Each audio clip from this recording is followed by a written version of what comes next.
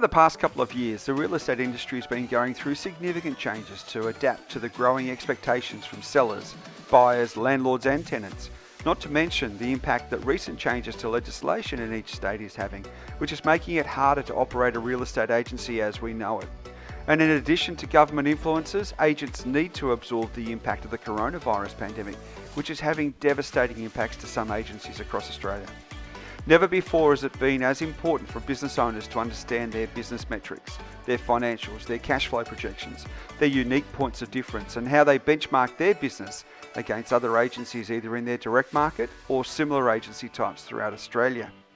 Recently, the Real Estate Resource Group, which is a not-for-profit referral network business solely established to support and provide resources to real estate agents across Australia and New Zealand, had invited Domonic Thompson, the head of residential real estate at Macquarie Bank, to present to the members and guests and provide an in-depth assessment of the 2020 Real Estate Industry Pulse Check report, which is Macquarie Bank's benchmarking report.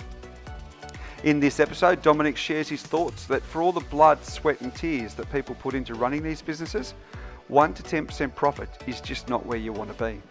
At the end of the episode, we will share with you the contact details of the members of the Real Estate Resource Group, so feel free to reach out to them directly if you have any pain points or struggles in your business that you need help with. And of course, if you would like to reach out to Domonic or one of his team to chat to about Macquarie Bank's range of products and services for real estate agents, we've posted his contacts there also. Hope you enjoy it. Over to you, Domonic. But what speaks to me here is just how vulnerable real estate businesses are typically to a change in market conditions. To see profitability be impacted so significantly because you've got a significant representation of break-even or loss-making businesses, or even in that 1 to 10% profit. And I'd argue for the risk, if you look at the risk-reward equation for the blood, sweat and tears that people put into running these businesses, 1 to 10% profit is probably not where you want to be, but you can clearly see that there's a good representation across the rest of the industry who are still making good profits against a relatively tough backdrop in that time. On the right-hand side, just another couple of interesting visuals. I'll touch on the bottom right first. Profit performance over the last 3 reporting periods of benchmarking. And you will see there that it's getting harder and harder to increase profit year on year. So back in 2014, 63% of respondents were increasing their profit from the previous year. That then went down to 50. That's now down to 41. So there's a real consistent pressure on profitability across the real estate industry more broadly. And that's why the theme of this is about building adaptation and resilience into your businesses. We've also given some insight as to the efficiency in many of these businesses. So in the top right-hand corner, revenue per FTE. Now that's FTE across the business. And you'll see there that there's some really good efficiency playing out in New South Wales businesses typically, some work to be done across the rest of the country. And for me, this just screams an opportunity, if you're not already, to just be over the financial elements of your business. Is probably the biggest frustration that we see in the industry ongoing. I've been talking to it, as I say, for the last 14 years with my experience with Macquarie. There is still a long way to go to bring the industry up around financial and commercial acumen.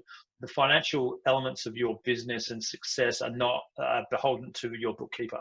As a leader, you need to be across the financials, and we need to be building businesses that are less exposed or less reliant on market conditions and are more resilient to changing market conditions and delivering predetermined outcomes, not simply outcomes at the mercy of the broader economy.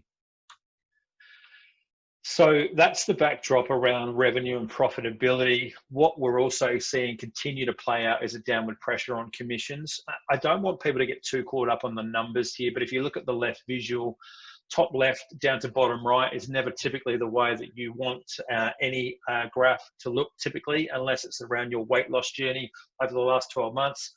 That's difficult during COVID, but it just tells the tale here that there is a continued downward pressure on commissions. We've given some state-based visibility down there. Victoria actually had the largest drop in sales commission over the period. I think it was to the tune of about 0.25%.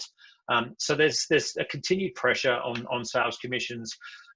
We continue to see price be the lowest common denominator of competition when things get tough. No surprise. I can assure you it's not a long-term successful strategy, but people do it. unfortunately. But I do believe firmly that there's an opportunity to not only stabilise this pressure, but actually look at lifting fees. But in order to do that, we need to create additional value for our clients, because clients are expecting so much more from us these days, and we need to start really delighting and wowing those clients.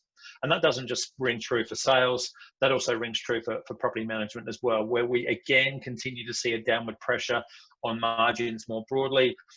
You'll see that as a national average on the left-hand side, and then in the bottom right-hand corner, you'll also see that the state-based variance. Again, Victoria hit the hardest over the last period, and WA has taken a marginal hit as well, albeit 8.7 down to 8.6.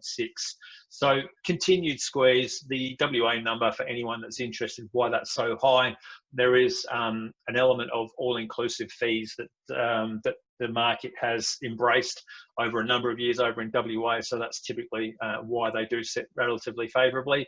I'd argue they don't actually leverage and make the most of that revenue, and probably could be doing a better job. But when we start to think about high performers, those high performing businesses in market, what's interesting to note is, yes, they are actually able to typically charge a slightly lower fee.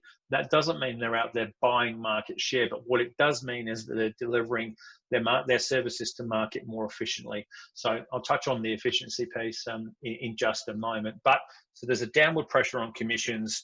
The volatile environment of the real estate landscape over recent years, which, let's face it, we've had an unprecedented period of growth and financial well-being in the real estate space for a few decades now. It's been very good for a very long time. This volatility, this uncertainty was going to happen at a point. Unfortunately, now is when it's happening. And it's really down to each individual business owners to work out, well, what's the strategy? For many, we're starting to see that it's getting a little bit tough. Financial year 2019 was challenging, just when we thought the world was a wonderful place again and things were improving. Everyone kind of got back on the horse and was having a great time. And then COVID hit, and it accelerated. Not only did COVID hit, but it accelerated the technology, the automation, and just the fundamental transformational agenda. And for many business owners, it's actually just, okay, enough is enough. It's time to get out. It's time to bring forward some succession plans. So we're starting to see, I guess I wouldn't say an increase, but we're starting to definitely see more merger and acquisition activity happening in market.